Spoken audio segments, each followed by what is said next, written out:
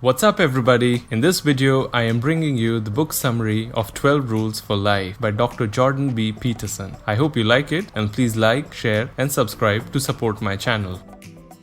Dr. Peterson gave an example of dominance hierarchies in lobsters. Dominance hierarchy is a type of social ranking established by constant social interactions. Lobsters engage in conflict and size up their opponents to establish who among them is dominant. The most dominant lobster gets a preference of shelter, food, and mating opportunities. Their brain chemistry, similar to humans, is reflected in body postures. Low serotonin and high octopamine produces a defeated-looking lobster. The opposite characterizes a victor. So, if we slump, people will assign us a lower status in the dominance hierarchy.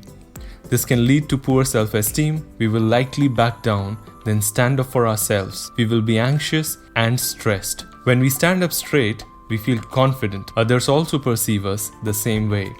They assign us more value, which improves self-esteem and dominance status. As a result, brain produces more serotonin. We respond to challenges instead of being fearful of them. We can delay gratification and be a reliable and thoughtful citizen. Attend carefully to your posture. Quit drooping and hunching.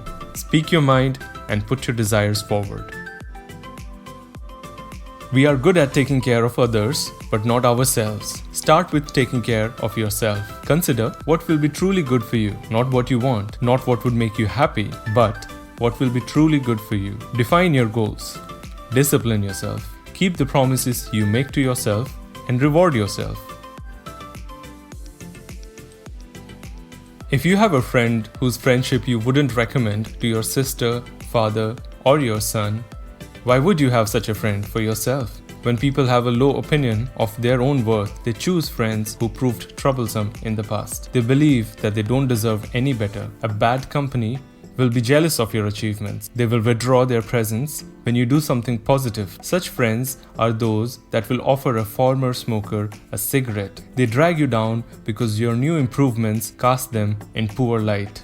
On the other hand, people who truly support you, they will not tolerate your cynicism and destructiveness. They will encourage you when you do something good for yourself and others, and tell you carefully when you do not.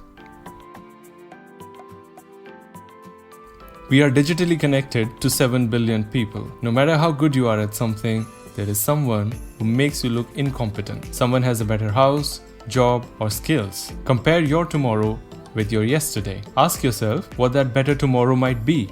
By the end of the day, I want things in my life a bit better than morning. What could I do that would accomplish that? Aim small. Don't shoulder too much to begin with. Notice something that bothers you, which you could fix. Maybe there is a stack of paper on your desk and you have been avoiding it. Maybe it's tax forms or bills. Attend to it. Do the same thing each day. Do that for 3 years and your life will be entirely different.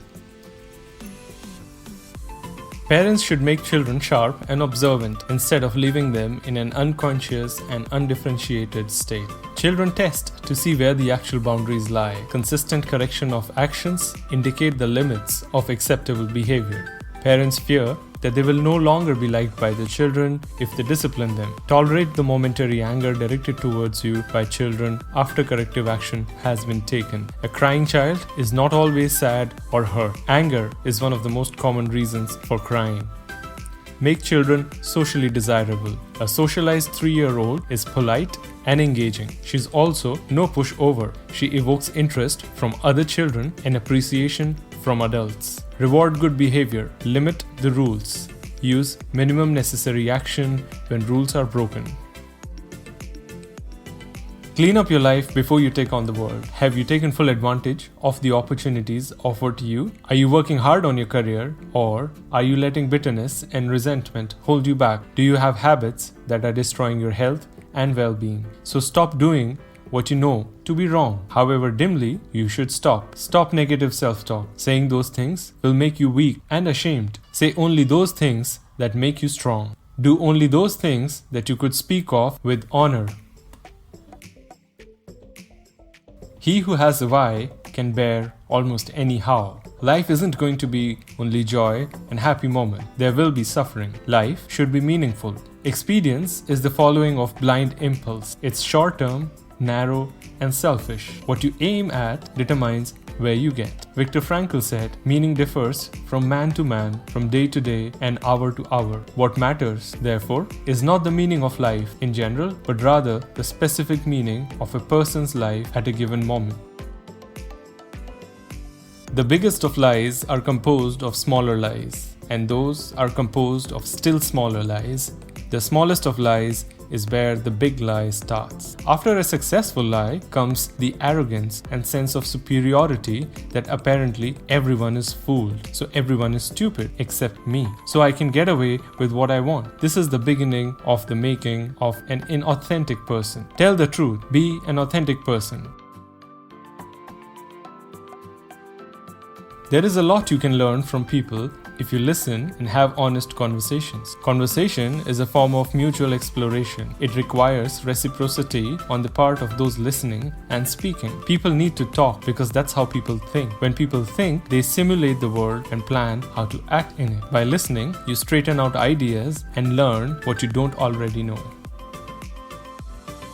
Dr. Peterson gave an example of how couples frequently cease communicating because every argument degenerates into every problem that emerged in the past, every problem that exists now and in future. No one can have a discussion about everything. Instead, you can say this exact, precise thing that is making me unhappy. Be precise in your speech. Don't be vague. Dr. Peterson calls those people who restrict children's play as enemy of human spirit. Children push boundaries and learn their limits through a sport such as skateboarding. They learn to take calculated risks and perfect different skills. Most importantly, they learn to be independent and overcome various challenges. They compete and get better. Even on a bad day, if you pay careful attention, you will find small opportunities with fleeting moments of joy. Maybe you will see a little girl dancing on the street because she's all dressed up in a ballet costume. Maybe you will have a particularly good cup of coffee. Or maybe you will encounter a cat or a dog on the street. Be present in the moment and take time to appreciate the little things in life.